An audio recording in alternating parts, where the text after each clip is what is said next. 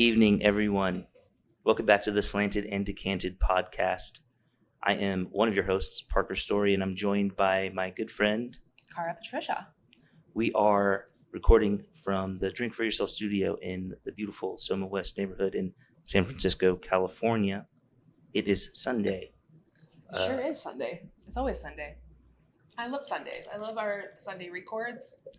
It's nice. It's a great way to wrap my shift. And sometimes it can be preoccupying and like trying to get in the pod zone, which is difficult when you're, cellaring, dealing with guests, that type of stuff. But I don't know.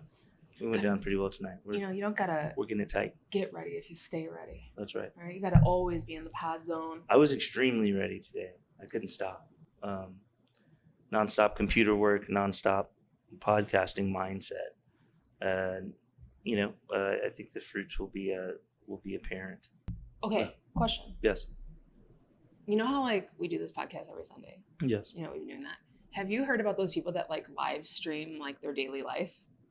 They're constantly live streaming themselves? I've seen a lot of people do that actually. And they make $1,000 a day sometimes, but they're constantly live streaming. They're walking around dressed as a weeb downtown with They call them NPCs.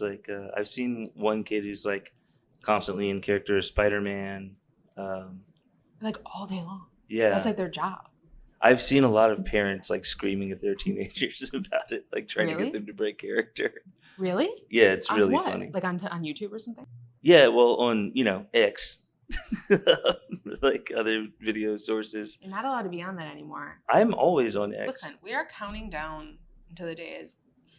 If we get 1,000 subscribers, Parker will quit X. I can't, and I know that it's because our mutual and deep shared hatred for Elon Musk, but we have different tacts. We're different people. Where if you've fully divested and blocked him from your memory, I am keeping close tabs on him, and I'm inside. I'm in the mix. I want to know what he's doing at all times. It's never good or funny, but God, it's a mind virus. He's still posting memes that are bad, 2010 core memes, and anti-Semitism. Yeah, but he always does the yeah, but well, I don't think that I'm getting osmotically affected by it. If that's your concern. No. But his particular brand of bigotry on there is funny because he never says anything that's outwardly bad. He'll find a post that someone has said something crazy or says something "Oh, you speak the truth." Oh wow, that's interesting or concerning. It can be someone posting the protocols of the elders of Zion, and he'll be like, this is interesting. Yeah. It's very crazy. God, it's the worst. Yeah, he's a huge piece of shit. But I have seen quite a few NPC style TikTok kids and live stream kids. They live on their lives. They make a lot of money. There was that one woman, I think a couple of months ago, who went viral. She ended up in a couple of magazines because she was making, several $1 million a year pretending to eat sushi on the internet. Cool. I need to figure out this niche. Somebody told me that if we live streamed Decant, that they would pay money to watch it all day. Just what's going on here. Whoa. Who and told I was you that? One of our creepiest friends. Yeah, I was going to say, that sounds sus. One of our creeps cool. that we love.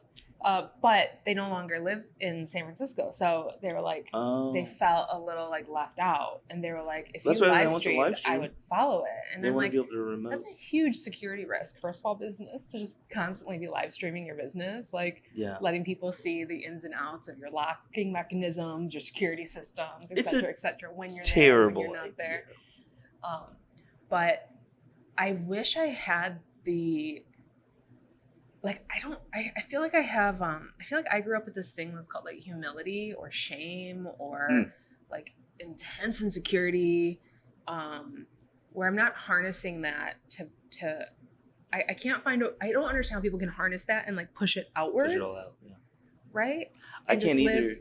If I post too many stories, if I get stoned and I post one too many stories, repost one too many stories in a row, last night, I go through them and I delete them embarrassingly. I was channeling you last night because you do get to posting in the late hours, and I have the same mechanism where I'm oh, that's cringe. Why am I revealing this part of myself? But it's well, everyone's doing it. I might as well do it too. But I told you when we started the podcast, I'm not camera shy at all. unless I'm holding the camera myself. It feels very strange. You know what I mean? The like vertically aligned front facing camera oeuvre is like not for me. It's hard. It's difficult to. It's like a fourth wall that you own yourself. You know what you're made behind me it less, and on the other side. The thing that made me less nervous about it was not only like having my own business and trying to like advertise some shit every once in a while, but when I broke up with my ex-partner, all of the sudden I was like, I noticed, like you can even see it on my Instagram. It's like we broke up in like 2019. All of a sudden I started taking selfies again. And like I started like also like online dating for a little while too. And it was like all of a sudden you're living kind of outwardly again, more personally. But that being said, I do find it very cringe as an adult. And it's hard. But I get a lot of positive feedback from people. People say to me, people will come in here and be like, you're so funny on your stories or whatever. Yeah. And I'm like, first of all, like and subscribe. Like, tell the algorithm you like it. Don't tell me personally. Like, I don't care about you telling me personally. Like, make the algorithm know. Yeah, I don't have time for this conversation. Leave a comment.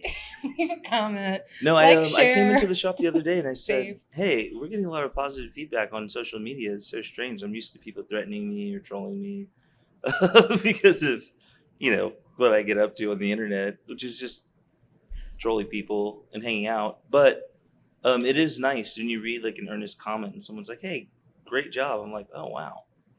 Really?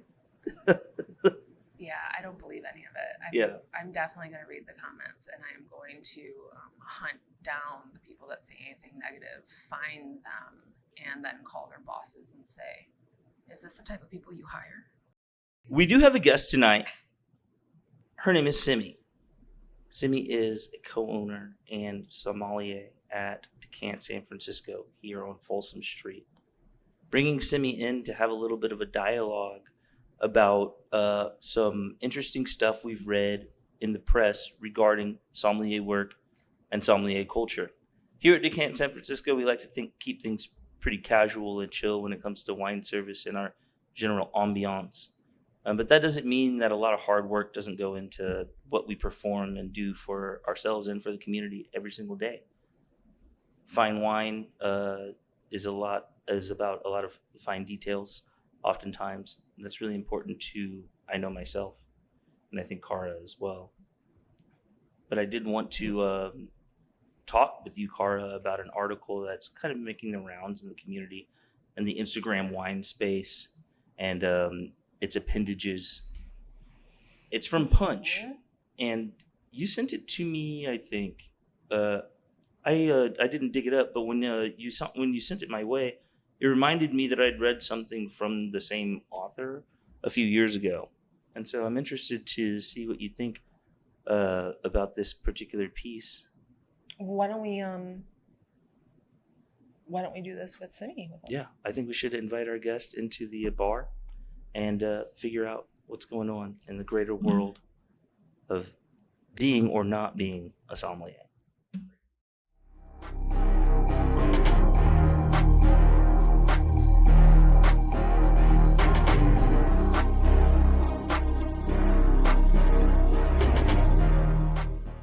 And welcome back to Slanted and Decanted, the only podcast that Cara and Parker produce in West SoMa at the moment. The only one. Just one so far. Again, I'm Cara Patricia. With me, as always, is Parker Story. And today we have a little guest. A little guest. She's just a little guest. We've got my business partner, my friend to the end. We got Simi Grewal here. Simi, welcome to the pod. Thank you. Thank you for having me. Say hello to me. Everyone. You would think I would know more about this podcast by now, but no. This is my first time being exposed to whatever goes on inside my business. So Sunday nights. Thank you for having me. We try to make it so that you don't know that we're here on Tuesday mornings. We try to. Most of the time. How's that going? Like 8 out of 10 actually.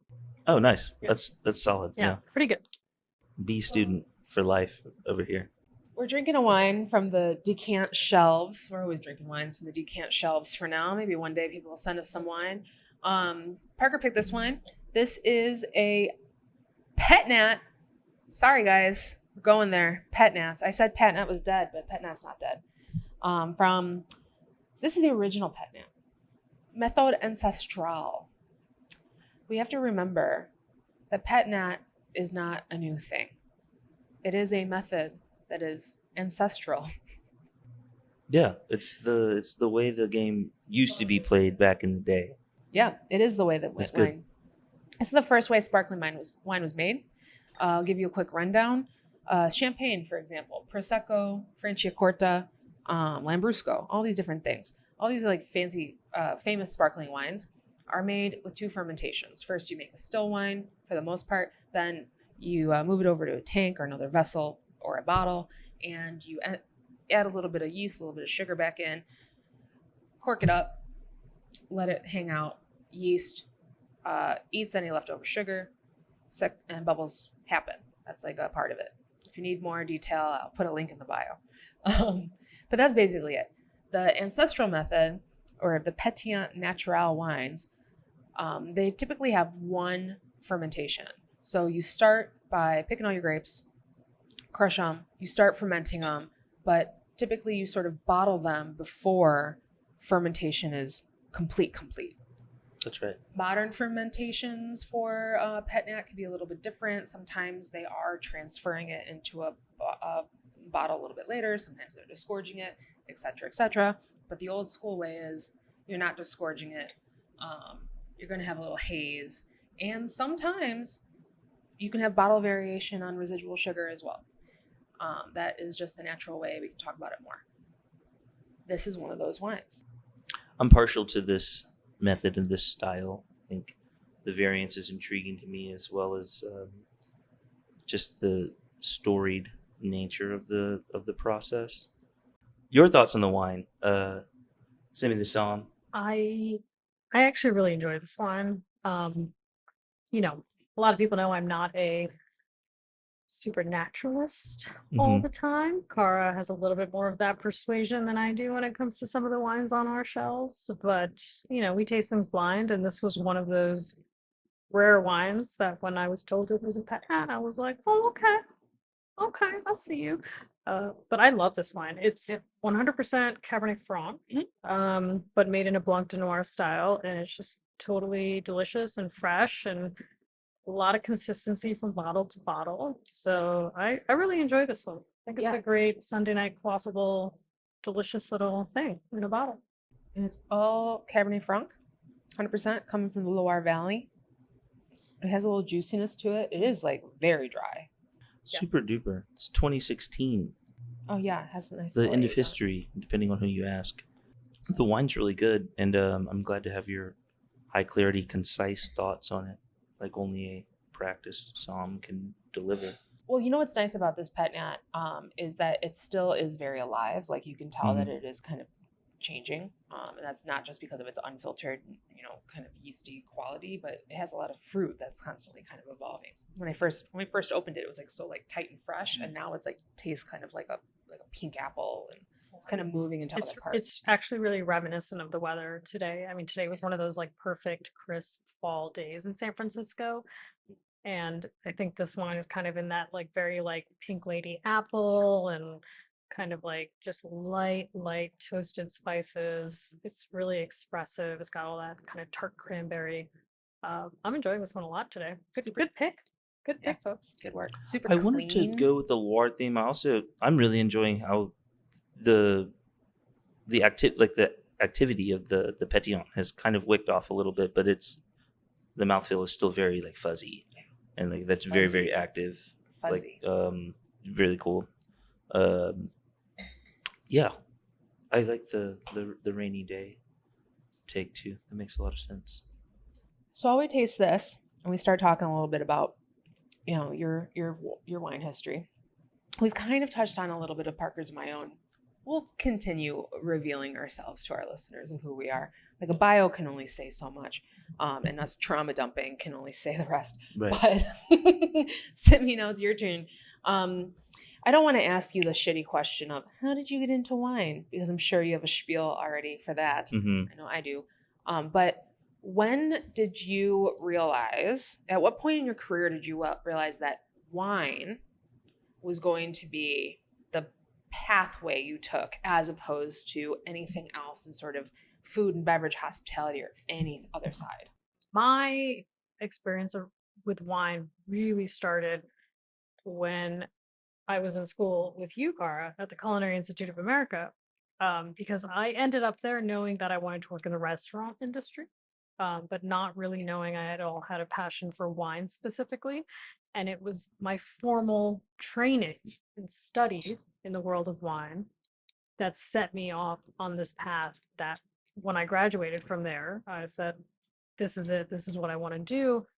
Yeah, I love food. I love eating, but I want to be serving wine. I want to be drinking wine. I want to be learning about wine because of its tie to history and, like cultures around the world and, all this amazing stuff that it exposes you to. I think that world of wine really opened my life up to many, many things that I never ever would have learned if I had not ended up in this field. But it was actually the formal training that I did sort of as a move to say, okay, this is going to expand my career in hospitality, that really led me down the, oh, wait, it's not just about hospitality. I want it to be about wine. Oh, so when you went, we met at the Culinary Institute of America in Greystone in Napa Valley. So when you went there, because you were like, what, 22? 24? I was 22 when I started that program. And I was like 27. I was going back to school. And so for you being 22, you didn't go in there being like, oh, I want wine to be my career. That's very interesting. I knew next to nothing about wine when we started that program. And I don't think you remember it, but I remember, you might not remember this, but I remember there was a day when one of the syllabus programs for the day had something to do with Tokai.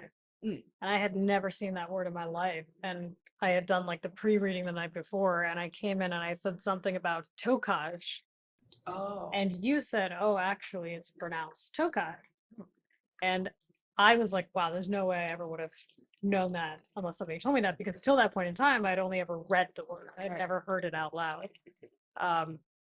And so like that is the extent of how much I did not know about wine going into it, but I absorbed it like a sponge because I still had a baby brain.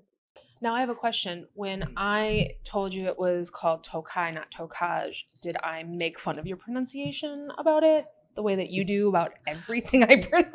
What do you think, Cara? I mean, you still said it with a pretty heavy Chicago accent. It's called Tokai. That's exactly what, yeah. And imagine 12 years ago, your accent was far worse than it is now. I don't know about that. I don't know about that. I don't think you made fun of me, but you definitely said it with sort of an elderly swagger. What was the implication? I went there with the feeling that I was going to be the least knowledgeable person there, and I was going to be way behind the curve on everything. And that turned out not to be the case, which I didn't really understand for a while until the proctor, the teachers of it asked me to like tutor some people on wine. And then I was like, oh, maybe I'm actually kind of good at this. It took me to like the encouragement of someone to be like, oh, you think I'm actually really good getting at that this? green light is like, what? Really? Yeah. Okay, you know. And then I went into the culinary section and I just crashed and burned. Yeah. That was fun to watch. You do good. You get a little crazy with it in the cheese kitchen. I'm yeah, I know. Parker's told me I'm the worst sous chef. I get it. Like, I know. I said worst line cook in San Francisco. Oh, yeah. Which is saying a lot. Thank you. I believe that. And that's valid. I mean, you have so many other talents. This is a wheel of cheese, like she's breaking down like an entire cow. Use every part. Just like a cleaver. Mm-hmm.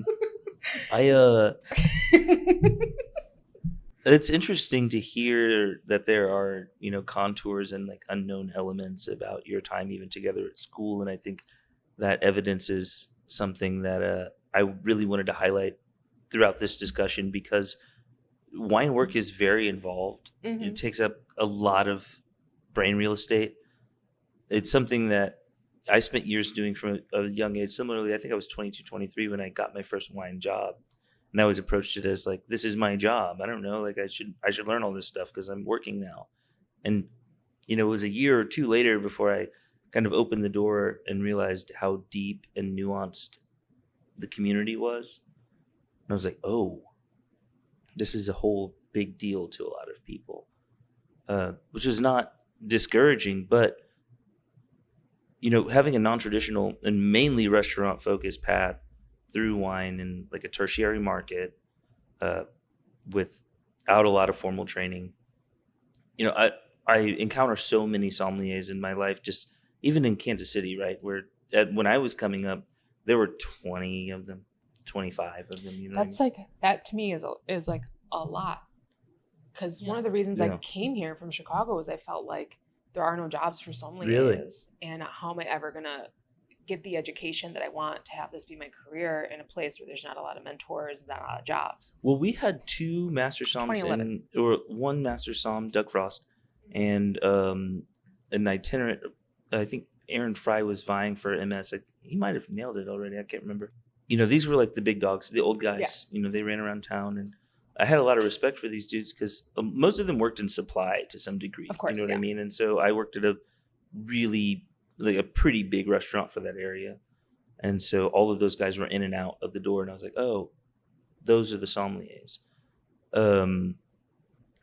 Yeah. I was being mentored by a guy who didn't really give a fuck about any of that stuff. And so I was like, I don't know, I'm just listening to you. But in my time traveling the country, living in different markets, specifically after arriving in San Francisco, and weathering the storm as a young person through the apparently never-ending natural wine thing, I've always anchored myself to academic, hardworking, classical sommeliers because they know what they're talking about. And even if they're very aware of the fashions of the day and what have you, the vertebrae of what we do is really about a deep understanding of where it comes from and why. Yeah. What is quality and what isn't. And that's why it worked out so well, I think, tonight to have Simi on the podcast, because I did want to talk to 2 sommeliers about some literature I read in the press pretty recently. I would call it literature. A couple of articles, actually. And I want to preface this segment to make sure that everybody knows that I'm not opening this dialogue to denigrate someone or tell them that their writing is bad or get catty on the internet. I want to have a conversation about sommelier work, sommelier culture, and the itinerant things that surround it. And, working with wine, the good parts and the bad parts. One of those bad parts maybe being online hand-wringing about, what it all means. So without too much ado, I want to introduce you guys to an article I read in Punch that's getting quite a lot of attention in the online wine space, I'd say, amongst the sommelier community. This is on PunchDrink.com, and it's by one Miguel de Leon, and it's titled "So Long to the Quote Somm," unquote. Simran, were you able to read this article, or we talked? I read it a few times. Yeah. Okay. For posterity and also for the listeners' enjoyment and knowledge, I want to read a couple of words from it. And I'll say before we get started, it didn't give me like a ton of pause. In fact, I felt like I was reading an amalgam of several articles that I've read before. But I was intrigued by the outsized reaction in the community that I saw online. And then I decided to join the dog pile. So that's why we're recording this podcast. That's not why we're recording this podcast. This just happens to be our topic for this weekend.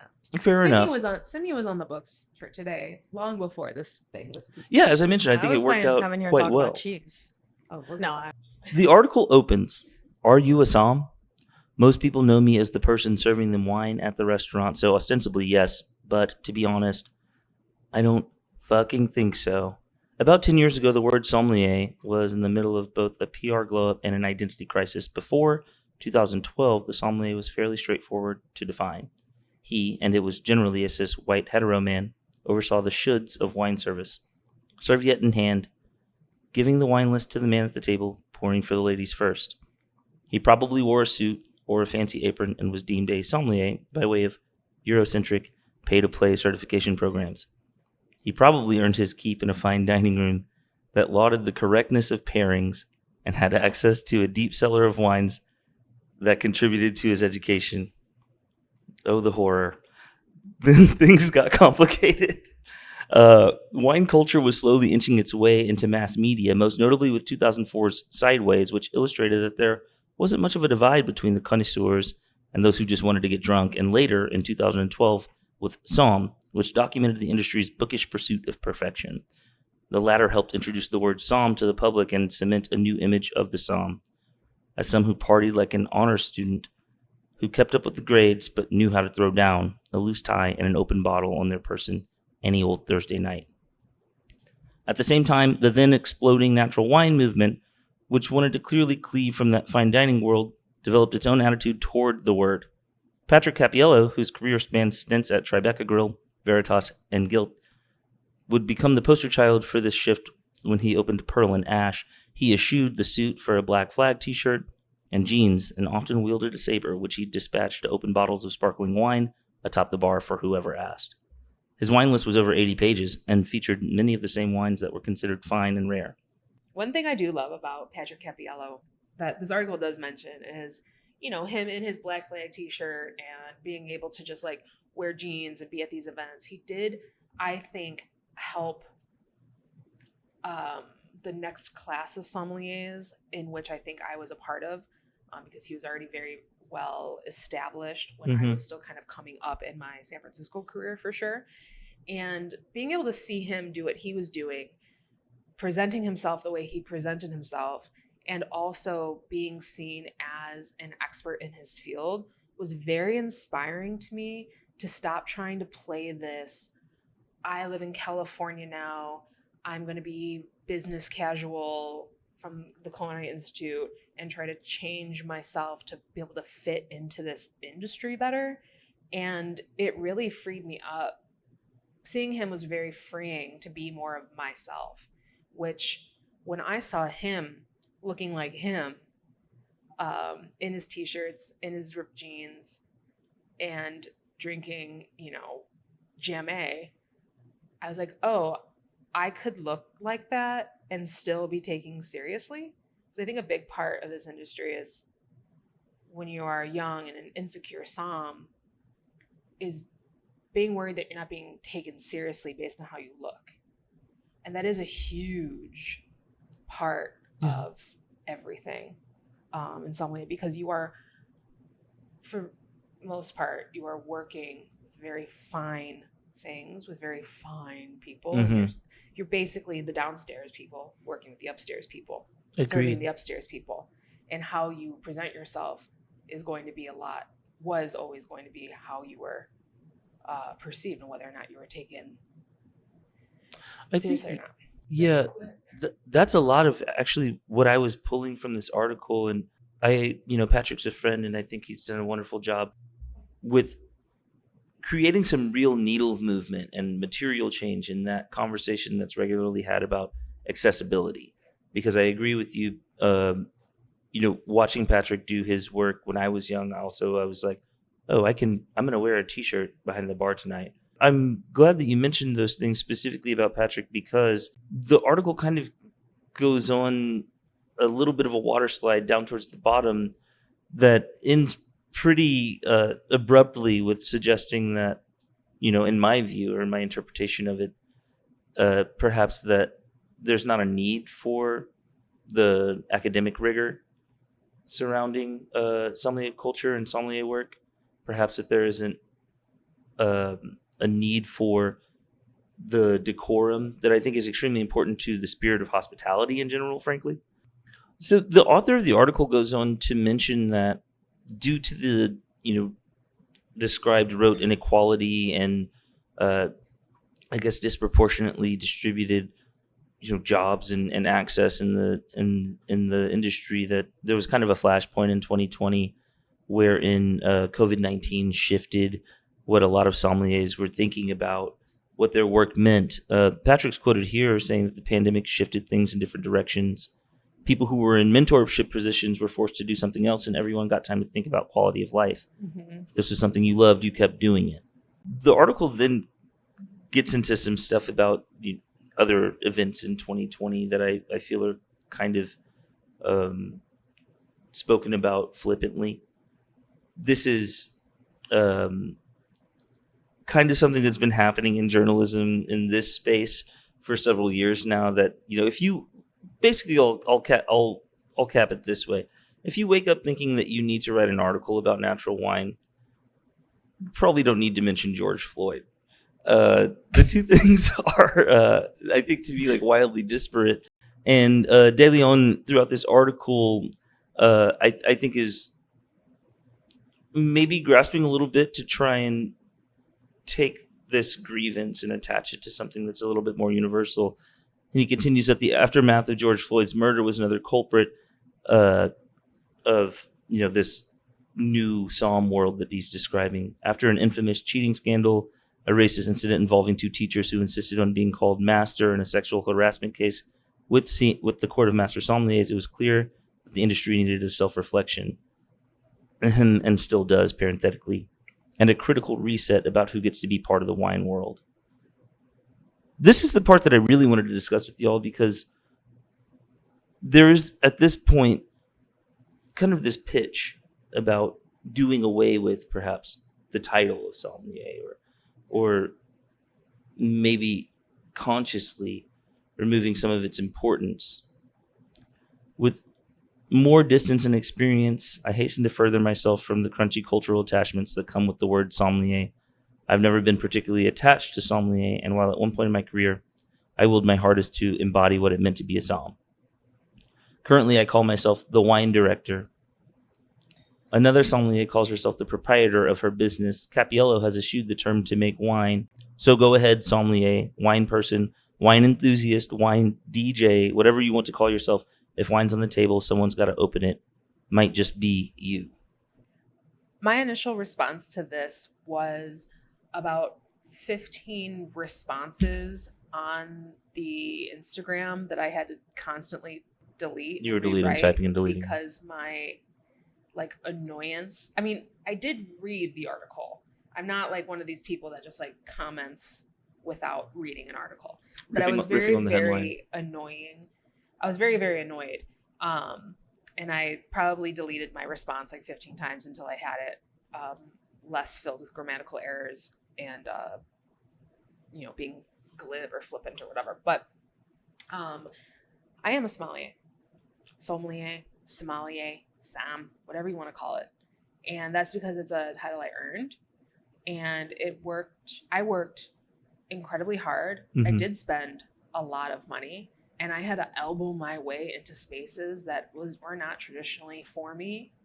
And I'm still paying off debt for it. Fine. But I'm really, really good at this. And for coming from a family that was not part of this world, that did not grow up with wine on the table, of really being a first generation college graduate, it was really important for me to go through all of the steps to pursue a passion that I thought I needed to be taken seriously. Mm-hmm. And academics and merit do mean something in the sommelier world.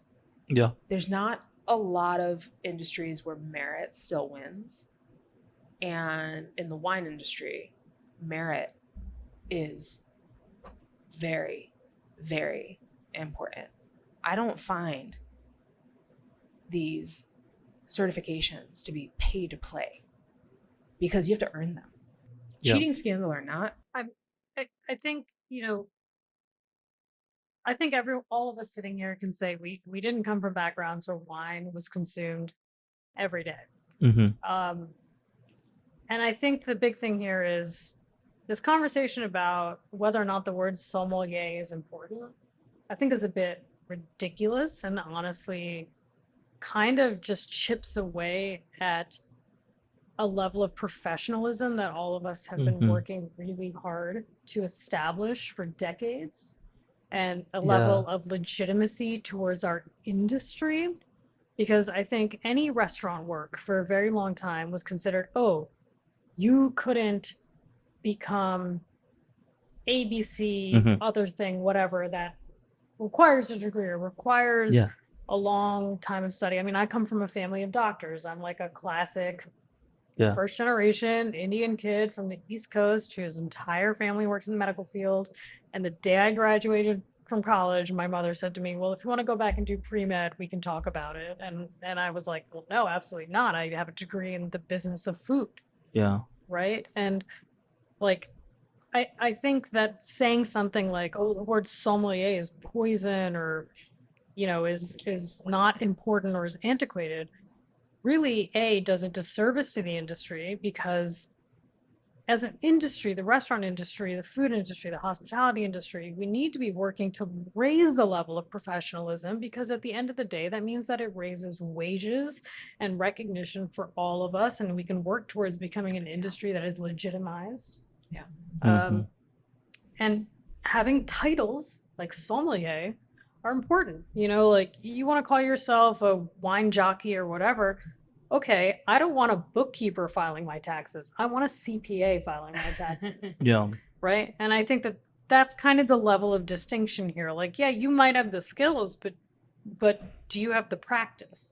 You know, and when we talk about things like, oh, wearing a suit is uncomfortable on the floor if you're working as a sommelier, it's like, okay, but we also work in hospitality. Yeah, that's true. And the core of hospitality is making your guest feel comfortable. And if your guest is walking into a 2-3 star Michelin restaurant, they do want to see somebody who is in a nice suit, who's dressed up, and it looks nice, who can talk to them. Because you know what?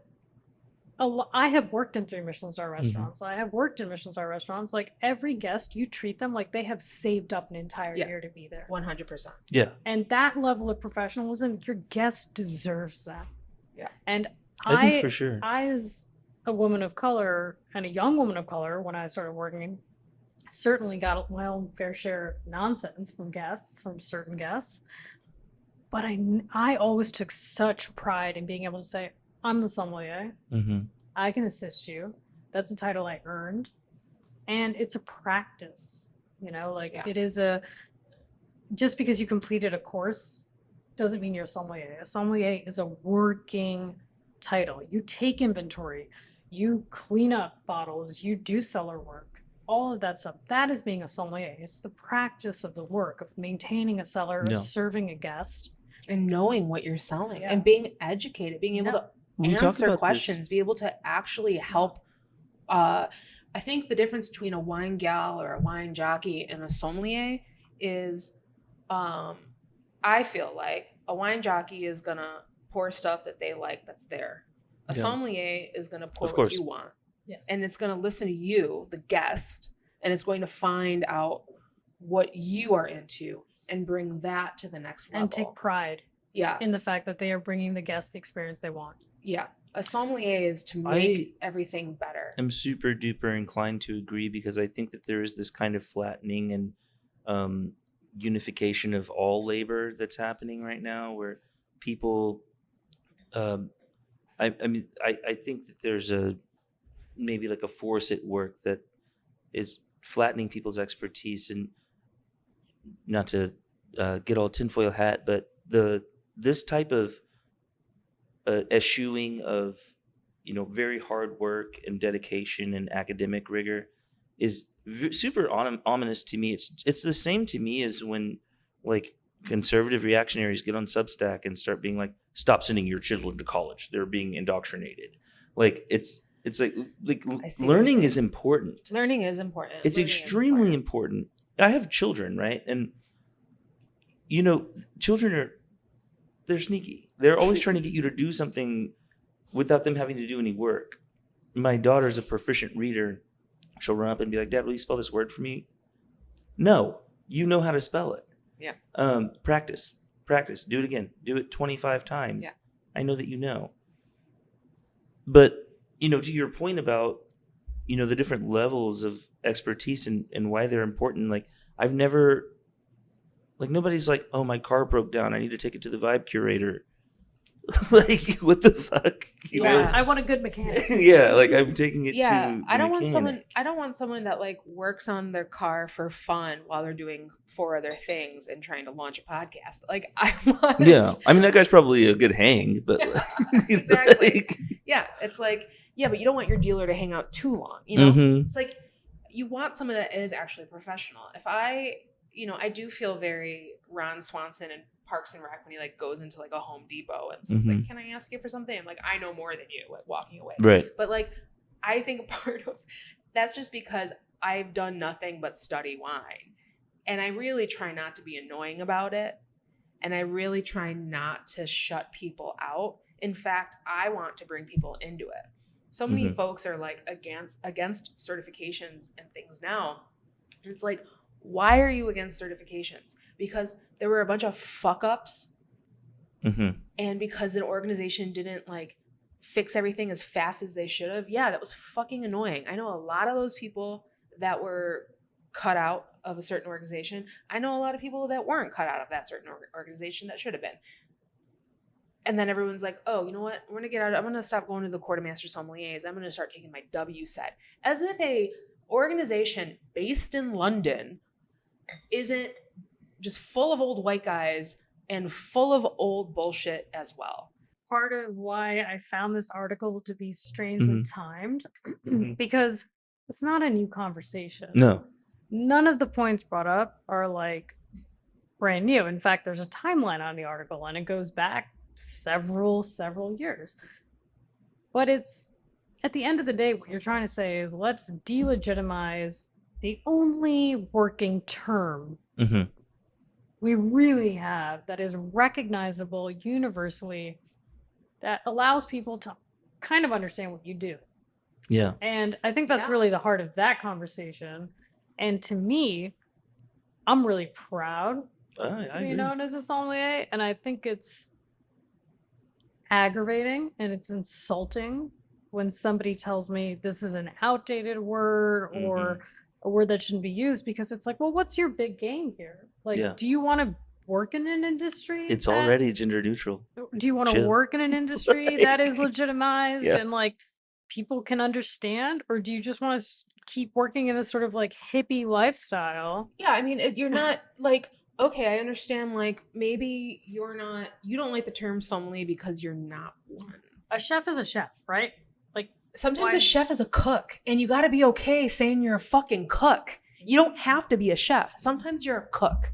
Okay? Some cooks are great chefs. If you're a cook, be proud of being a cook. Don't say you're a chef, and don't be mad at a chef because a chef is a chef and you're just a cook. Yeah. Fucking be happy that you're a cook. Find some love in your life of being a cook.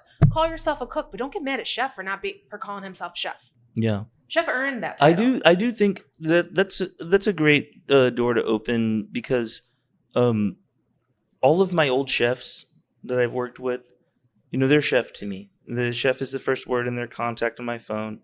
When we talk and we're in a professional environment, like I'm saying chef, because that's, we did brigade at my old restaurants. Yeah. We do those rules, and I like it. I like making sure that person knows that I'm deferring to them where they stand, so that, and I'm offering that so that they do the same to me. Yeah. You know what I mean? And when you work when there's mutual respect in your workplace, that shit doesn't matter to you. Like, that's the chef. Yes, chef, whatever. It's not, I know it's a meme now. But it's a... But chef gets used towards sommeliers too, between sommeliers who are working together and that really, really, really appreciate and respect each other. Yeah. I mean, it's the literal definition. I mean, it's like you're in charge. Yeah, you're the chief. Right, like, exactly. Exactly. So you mentioned Simi earlier, getting flack as, a young woman of color, tableside. And I wanted to circle back to that because you mentioned something that I applaud, and I also have experienced quite a lot myself. When you say you're getting this pushback and getting a little bit of shit from people, I've been in so many scenarios wherein that's bothered me quite a lot. But after some time, it became this, I knew that this is my house and they're in here looking for my stuff. So, as offended and pissed off and, maybe how this might change, my perception about like that table, that person, what have you. How did you, coming up as a young sommelier and specifically from your starting point, as you mentioned not having a lot of wine knowledge or next to none when you got into the field. What did that feel like as you climbed the ladder, and what did each one of those stopping points and those accomplishments and feel like, and what was your perspective when you realized that, I'm in charge. This is me.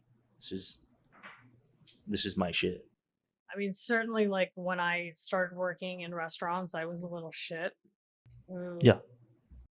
I mean, I didn't know anything about alcohol at that point. I was 21. I had just graduated college, but for whatever reason, I was put in charge of wine buying, and that's eventually led me to the Culinary Institute and to this program and becoming a sommelier.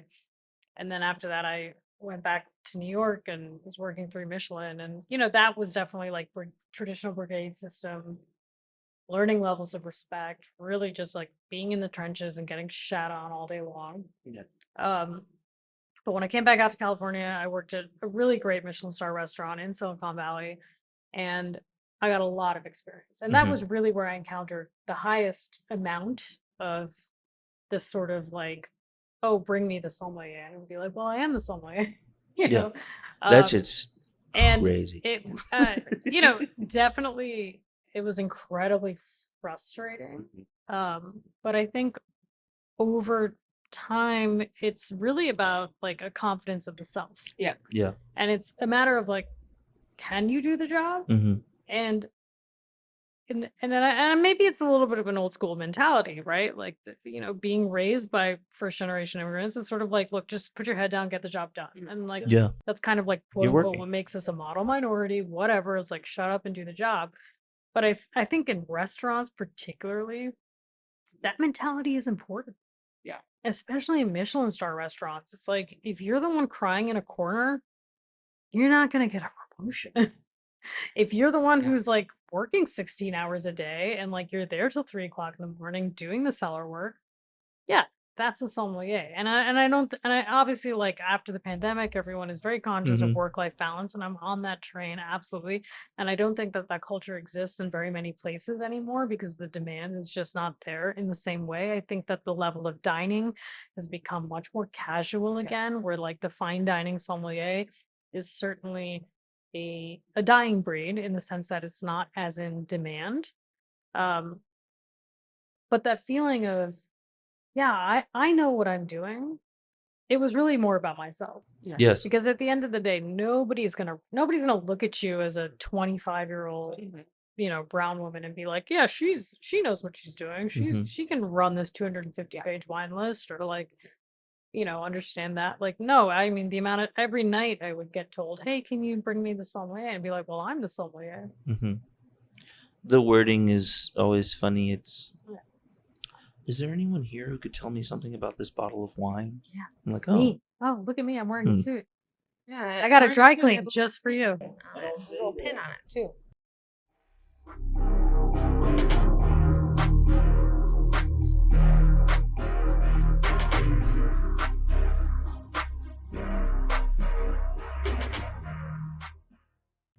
This is one of the best Cabernet Francs I've had in a while. Oh, it is good. We did 2 Cab Francs tonight.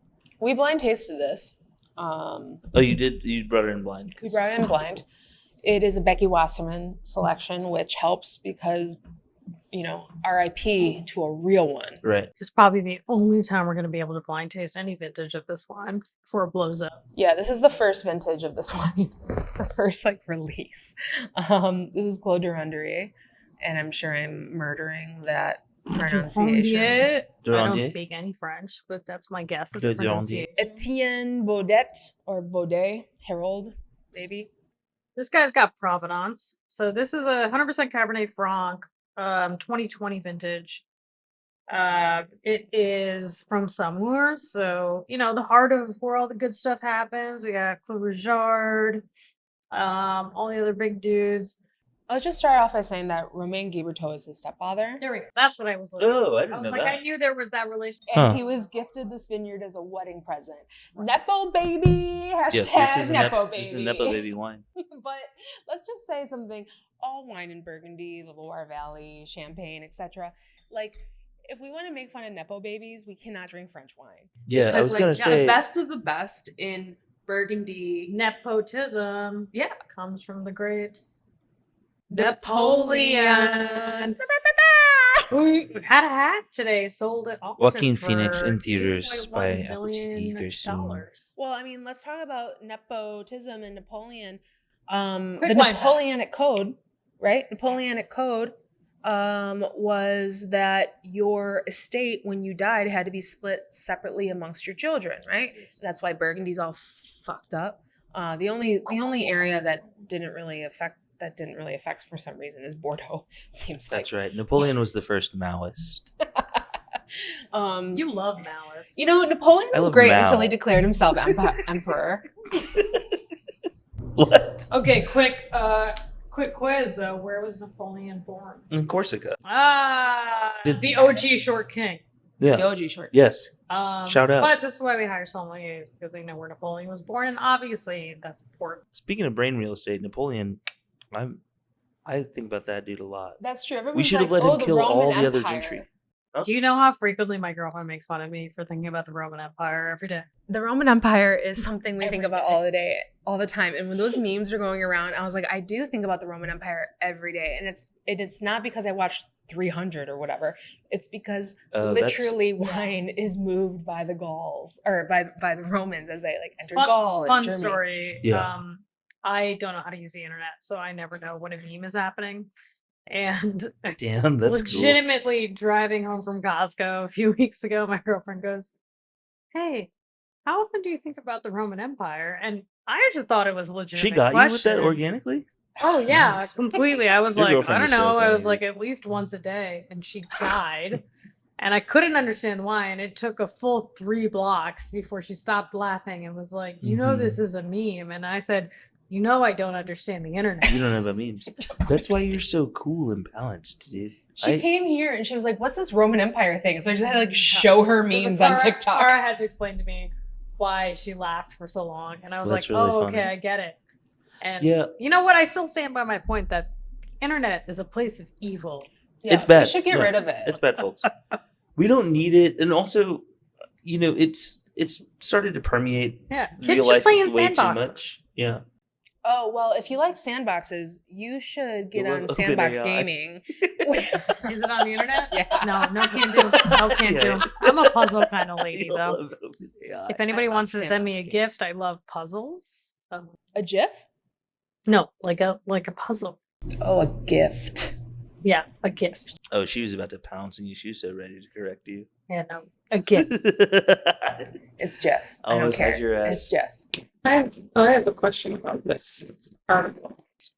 So, like, my question is, after listening to you guys talk about this, and I read the article as well, but I'm wondering, like, I don't think the author was saying sommeliers, you should be called a sommelier if you don't have the training.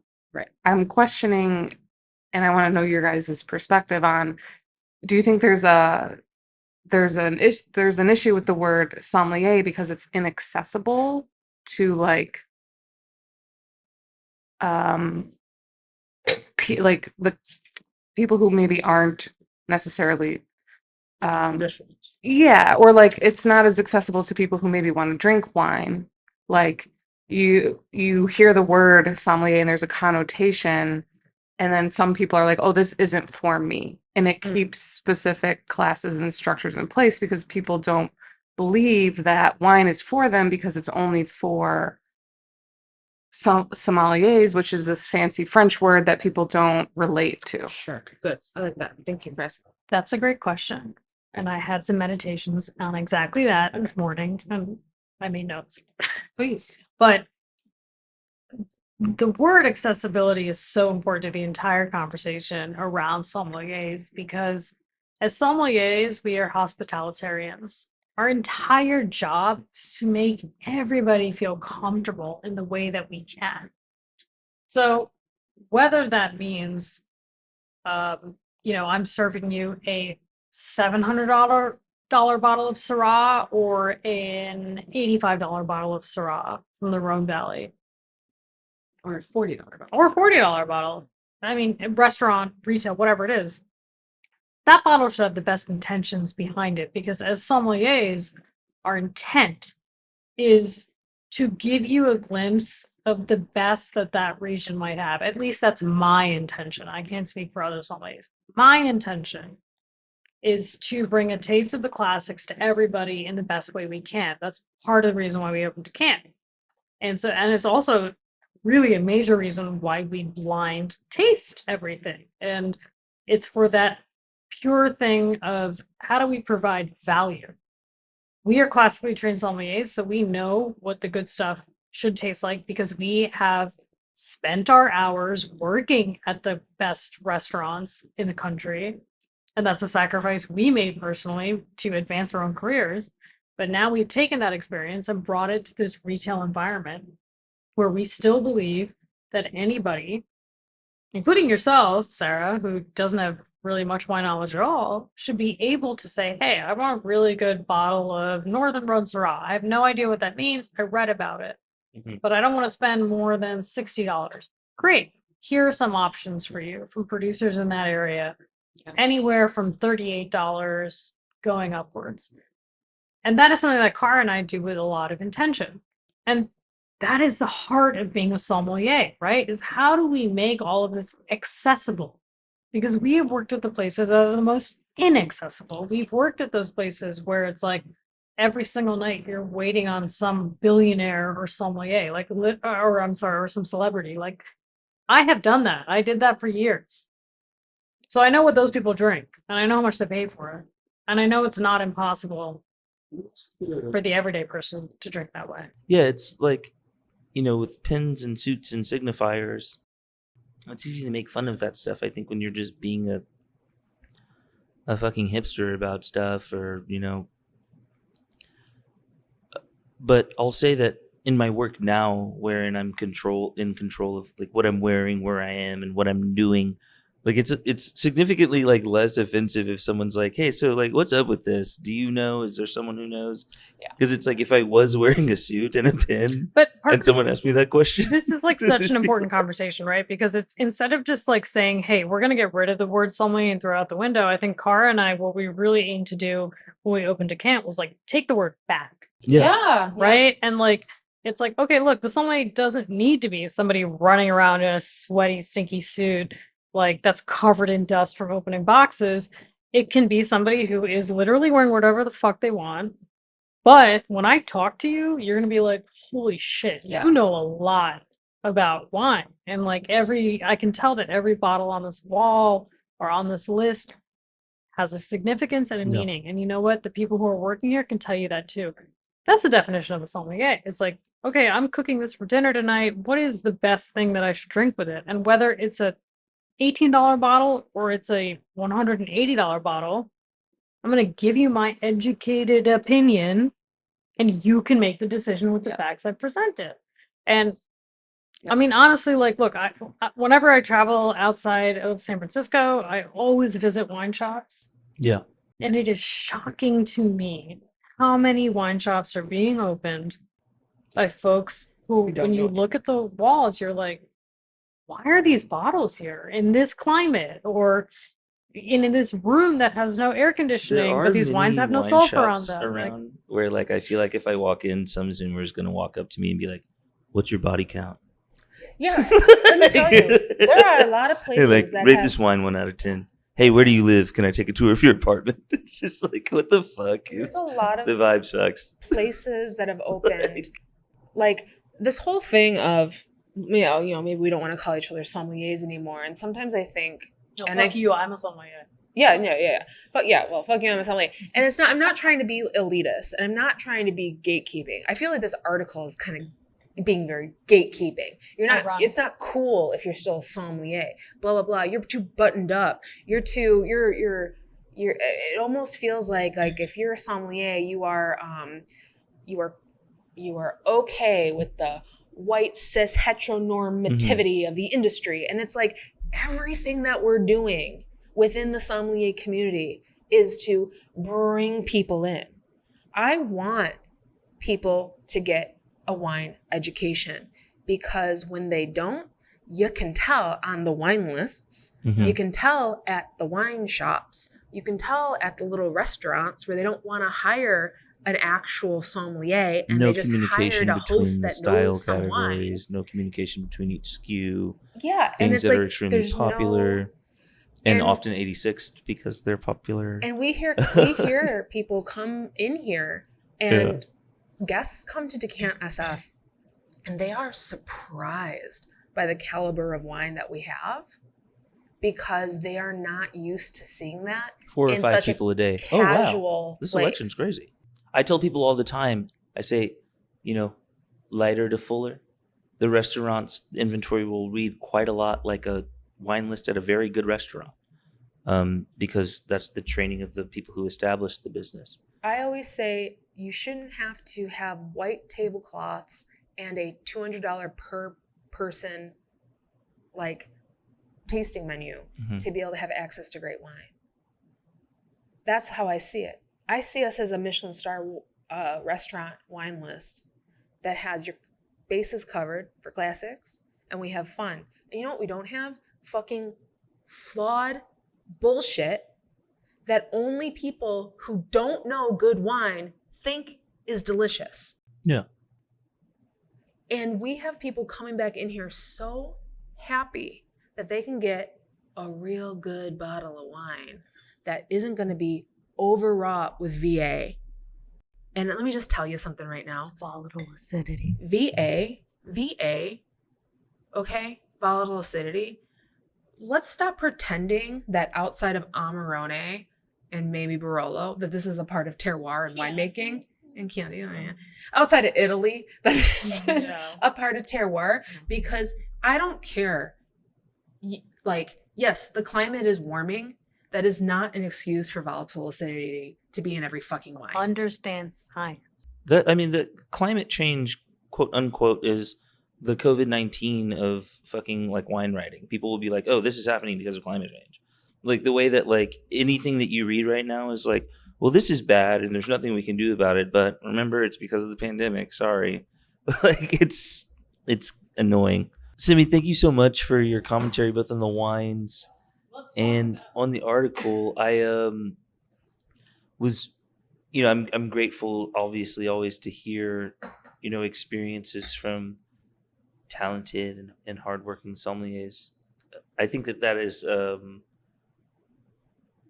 one thing that, I'm in this gray area, membrane area with all these natty kids, with I think whom I identify because of my my interests and my age. But I am a purist about wine. The same way that I am about good literature or a good record. You know what I mean? That they should cleave closest to the form if they are going to be considered art, right? Cara? I had a really great mentor, and it's very lucky when you can have mentors. I had a really great mentor who got canceled. I had a really great mentor who said to me once when I was under his tutelage at the Culinary Institute of America, because I was also a hipster wine kid, believe it or not, just maybe a generation or a decade beforehand. I just thought you were a stoner wine kid. Oh, I was that too. But, I not to play I was into it before it was cool, but, I was drinking Cornelis and Munjabel and Canobium and Guy Berthaud and stuff back when I was a fucking baby somm in 20. Those are total 2014 ass wines to me. Yeah. If I'm being honest. Well, which is fun Probably because maybe earlier for you. But I was drinking them in 09, Yeah. 10, like in I think before I came to California, right? Yeah, current And release Moonjabel and shit was like 11, 12 when I was like, oh, this is nice. I didn't think that would still be a problem when I moved out here 10 years later. And so like the interesting thing is like, and Mind Clang and all these other producers back in the day. And when I came out here, I remember actually at the CIA, we were doing a chapter on, I think we were doing a focus on wines of like Eastern Europe. And we were in Georgia. And I remember we had a blind flight because every day we just did blind flights in the morning. It was like 8 a.m. to 3 p.m. We were just blind tasting wine and doing theory tests all day long. Like, we're talking school. Like, the Culinary Institute of America is no joke. It was intense. And like the fact that she didn't know anything about wine, and then she graduated the way she did as a certified sommelier. Total mindfuck. If you're doing that stuff with her, insane to me, because I like that. It was like a master's program. It is now a master's program in wine. So like not a master's sommelier program. Sometimes I'm smart. Oh my God. Well, that's the whole reason why I wanted her to open the business with me, because I was like, you're the smartest person I know. I'm an idiot crazy savant. Impressive. So we were doing this like Eastern European chapter, and I remember they poured out these wines that were like little amber colored, little weird, whatever. And I remember this and them saying like, the proctors being like, who thinks these wines are flawed? And like most of the room raised their hands. And I didn't. And they're like, who thinks these wines are intentional? And like, I raised my hand and I was like, honestly, I think this is probably like a Raxatelli or however you pronounce it, from like Crescent Georgia. Wines, different and they were like, yeah, that's exactly what it is. Nice. But it's because I was exposed to it, because I worked in Chicago and we were little hipster wine kids, and we were trying I had like my intro Somm at the time, and like we were just really trying to know everything. And it was so much easier to drink the natural wines, which we didn't even call that back then. We called it like farmer fizz or funky or like farmer wine. I don't even remember what we called it. That term natural wine is not what we used. But it was, obviously we used the term minimal intervention or non-intervention. We use those terms. And that was just like a part of what I grew up on. And that was sort of like the basis of what I did. And I had my first wine buying job before I even went to the CIA as a green little baby. Like I get it. I wasn't a sommelier. I was a wine steward. Maybe I was a wine jockey. You know what I mean? Like back then, 25 years old, 26 years old, not really having a lot of education under my belt. Really liking kind of the funky stuff. So it was easier to understand than hitting the books. Yes. Then I went to the CIA and I was like, no, I got to get serious about this shit. So I got myself an education. And I remember my mentor, my proctor, pulled me aside and he was like, name 3 producers from the Jura. And I was like, bam, bam, bam. Okay, name 3 producers from the Northern Rhone. And I was like, Gigal. And I couldn't think of any other ones. And one of the really great things he said to me, he was like, you have a really great wine foundation, but I need you to study the classics. And that really rang hard and true for me, because I was always the type of person who was like, I didn't care about Mark Twain. I read William Burroughs. Right. I liked the beat poets. I didn't like the classic American literature because I thought that was ingrained in the status quo, et cetera, et cetera, et cetera. I was a little bit more rebellious than that. And I feel like with wine, I went the same way in the beginning. But then I started tasting the classics and understanding the classics. And the classics are expensive. The classics are elite. The classics are hard to get your hands on. But there's a reason why they are the classics. Because they are the vertebrae to the rest of the body of wine. That's what everything else is really stemming off of. Yes. For sure. And so it's like, yes, I knew that this Georgian Raxatelli was not a flawed wine, and this was intentionally made this way because I had tasted a bunch of them, but I didn't know anything about Gamay. I didn't know anything about Allemande. I didn't know anything at all about the champagne producers like Krug and Ruinart that led the way to everything else that we are at now. So it's like you need to study the classics at least to get an understanding. And if you're afraid of the classics, you're afraid of the barrier of entry, then you are never going to call yourself a sommelier, because you're not even going to try to read Shakespeare. You're not going to try to read Twain. I think sommelier is a career, wine viber is a job. And I think that's a big difference. And it really depends also on your audience, right? I'm a sommelier, I'm educated. I know that if all things fell apart here, I, as a quartermaster sommelier, advanced sommelier, could go out with my experience and my level of education and get a really great job. You could slay on Indeed at a high-end place or a high-end buying job. I go to Las Vegas, run a fucking program because I have that experience, et cetera, et cetera.